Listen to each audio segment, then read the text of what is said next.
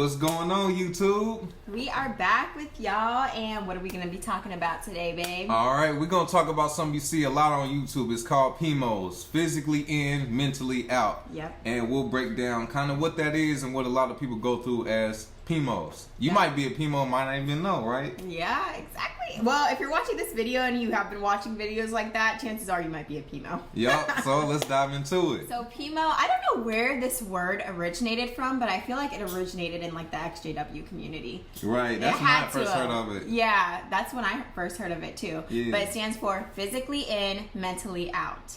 And then there's P.I.M.O, physically in, mentally in. Yep. Which are the Jehovah's Witnesses. But, yeah. Physically in, mentally out. So it basically means you're going about the process of being a normal Jehovah's Witness, but mentally you know that it's not right. You know that this is not what you want to do. So mentally you're out, but Right. you're still going about the...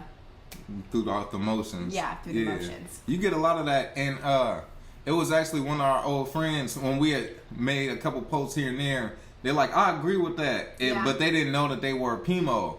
They're like, oh, you're physically in, but mentally you out. And it's like a lot of people at the Kingdom Hall may not even realize what they are. They just know, like, man, something. Like some of us were like that before we woke up. It was like, man, just something ain't connected in here. To be honest, I feel like a lot of Jehovah's Witnesses are actually like that, and they don't even know that they're like that, because there's so many teachings that happen within the organization that rubs you the wrong way, where it's like, I don't quite agree with that. You know, like think about all the parents who have like disfellowshipped kids who still talk to their kids. Right. Like I know that, like I know there's a lot that don't and do completely cut ties and everything, but that's like very harsh to do. Right. And I know that a lot of people don't actually do it. Right. So even with just that teaching, yeah, you're going about the motions, but mentally you don't agree with that teaching. Exactly. The trick is to keep you so busy that you don't have time to sit and ponder on something that doesn't make sense. Yeah. It's like you come across something that doesn't make sense in this article, and it's like, here's the next article and the next one. And by the time you like catching them like this, you done forgot about this one way over here that didn't make sense. Yeah. And that's how they kind of keep you going. But like you said, you seeing a lot of people's actions. Absolutely. You know, my granddad and my grandmother, my granddad being an elder, he didn't completely cut off his disfellowship kids. Like he's still a phone call away.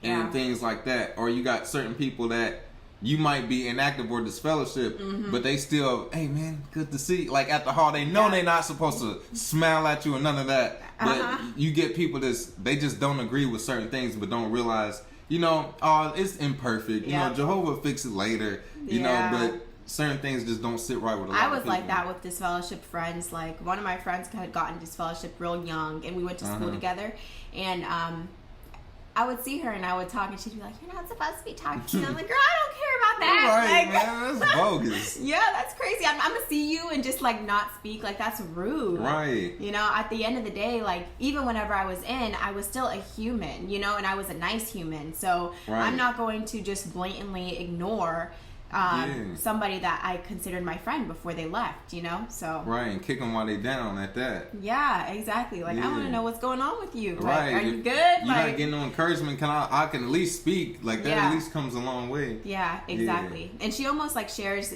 the same thing now that I'm out. I don't think she knows that I do these videos or anything. Right. And she won't talk to me, you know, like on an average basis. But like when my dad passed away, she messaged me this like long paragraph and stuff. Yeah. And she's like, you know, even though we're on separate paths, like I just want to say that I'm so sorry, yada yada. Right. And I appreciate people that are like that. You don't have to talk to me every day. You know what I'm saying? But don't be weird, like act like we still not humans in life. Right, exactly. Yeah. Okay, so what are some of the reasons somebody would even be a PIMO in the first place? Especially if you know that this is not the truth.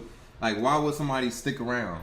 The amount of control that this organization puts on your life, it makes complete sense why people would be PIMO. Okay. Because you have a lot of people have like their whole friend group that are tied up in this organization. Exactly. They have no friends outside because you're taught to not have worldly friends. Right. So you have no association outside of the organization. That's a fact. And then you have your family. Like family is probably like one of the number one reasons people stay mentally out and physically in. Right. I can see that. Yeah. You have your family in it, and a lot of people stay in because of their family in general. Like how you were with your grandma, you know, she was always the one to like be telling you like, go to the meetings, do your Watchtower study, like, you know, stuff like that. So your family is a huge one.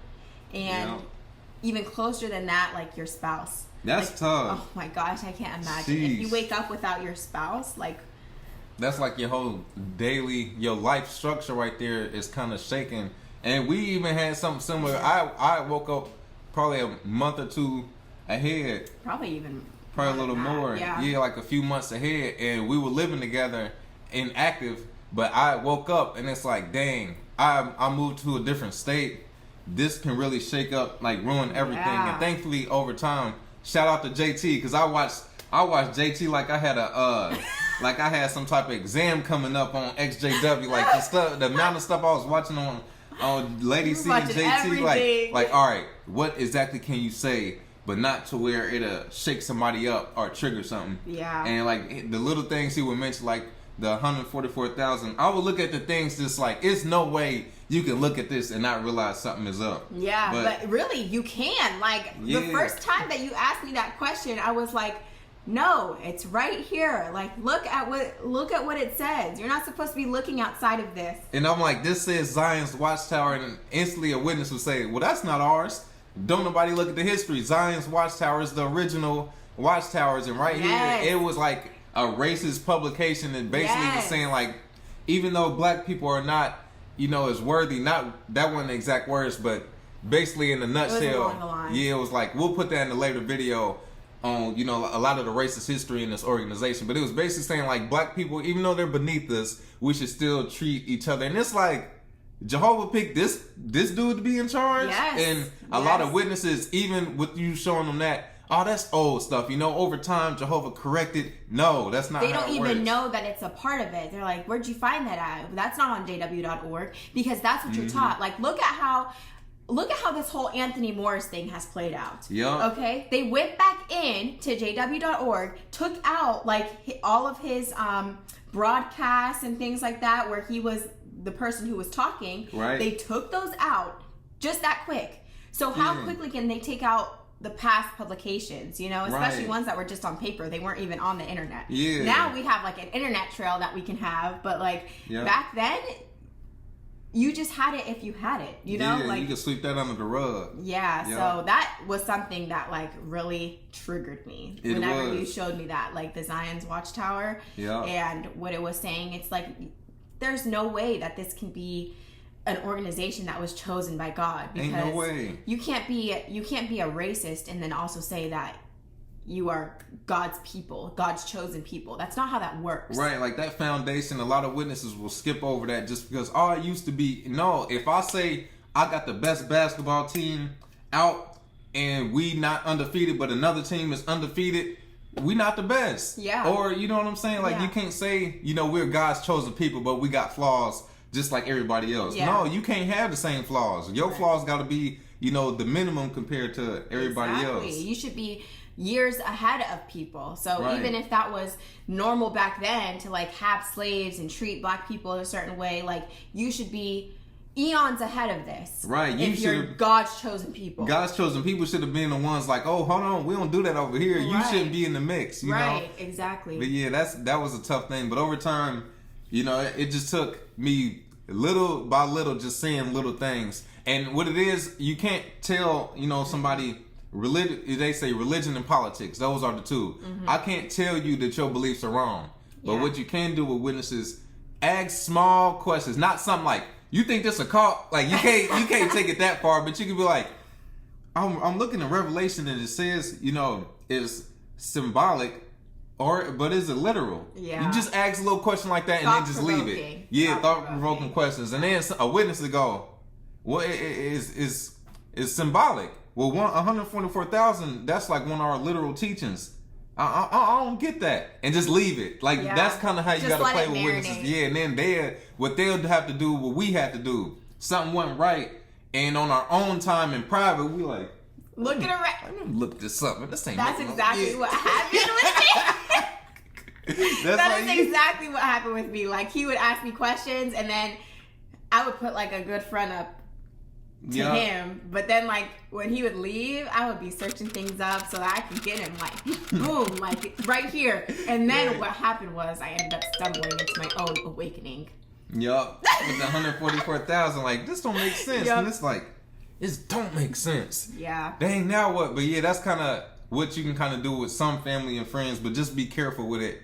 It's like you kind of infiltrating, you know, an organization, but you got to pretend like you're still part of it. Like, yeah, you know. You have to do it through like a crack. Like cracks in the teachings. You got to do them the way that they got you to be a witness. They didn't come and say, your teacher's wrong, you need to join us. It's just... little by little. Yeah, what do you think about God? What do you think about the Bible? Mm-hmm. We like the Bible. And little by little, they like, here, how about you read our Bible instead? You just like, oh, okay. I'm going to read y'all Bible. Y'all Bible got pictures in the front. Like, got pictures. That's how you got to do it. Yeah, basically. But it makes complete sense on why people want to stay in, because really that's what was scaring me more was those feelings of like the unknown. Like, what is my life about to look like if this is all wrong? Right. Moving forward, what are some of the things that scare people into staying in besides like the friends and family? Like, think of somebody that doesn't have like a friends and family around. Everything is scary. Yeah. You're taught that everything is scary on the outside world. So just that thought of like having to start everything over again. Mm-hmm. Not just your association, not just your friends, but your core beliefs. Yeah. Like your whole belief system and breaking that down. And, you know, they say, there's like a famous quote out there that's, ignorant people are the happiest. Yep. It's the truth. Yeah, like if you don't, if you don't know the realities, like you are the happiest because you don't have things to worry about or things that are like, really provoking your thought. Like to us, like seeing the new realities of life, like, it's scary to be outside of your comfort zone. Yeah, that's a good way to put that. So if you've been a Jehovah's Witness your whole life, that's your comfort zone. Right. You know exactly how to act in that situation. You know what I mean? Like, that's been your life. Now, to transition into something where you're not a Jehovah's Witness, and just like we talked in our previous video, if you're a Jehovah's Witness, that's your whole personality. Right. You know, like, you can cherry pick anybody out of there. Yeah, they have their own personalities, but their core personalities is this. Yeah, like, they got to live by this way of living. Yeah. Like, if you know a Jehovah's Witness, you know what they believe in, all those things. You can't cherry pick somebody random off the street and say, oh, they believe this, that, and the third. Right. You can't do that, but you can do that with a Jehovah's Witness. You know, I can't invite this person to hang out after work. Yeah. I can't tell them happy birthday. I can't tell them Merry Christmas. Right. You know, this you just kind of know. Yeah. Like you said. Witnesses are a lot, like how you said, ignorant people are the most happy. Not saying the kids are ignorant, but children are the most happy because they have no clue on what's going on in real life. They're not thinking like, man, hopefully we get the bills paid. You know, hopefully I'll make sure I don't run across the street and get ran over. Like, kids will just take off running outside, or they don't think, you know, let me make sure I stay in the yard because it's dangerous outside. Kids just like this all the time, and that's kind of witnesses because they live in this bubble, and they, you know, the fear is Jehovah is protecting my life. That's why I'm happy. Not that I got this false reality that, all right, maybe I'm gonna wake up tomorrow and Jehovah is gonna clean the world up tomorrow. Yes. Okay, so I'm just not gonna worry about, like, no, you need to pay attention to what's going on. Yeah. And once you escape that bubble, it's the fear of Jehovah not gonna protect me. What's gonna happen? Yes. Oh, that's such a good point, babe. Yeah. Because, okay, you're breaking down like your core beliefs. So now all of those promises that had been made to you, all of a sudden they don't hold standing like they used to. That's facts. Like, so all that, like, you're gonna come back and to a paradise earth. Now all of a sudden that doesn't hold power like it used to. Right. So now, what does happen when I die? You know, like, all those questions come back. Right, and it goes into learning a lot of the things. Just think of most of the things you learned at the hall, it's the opposite.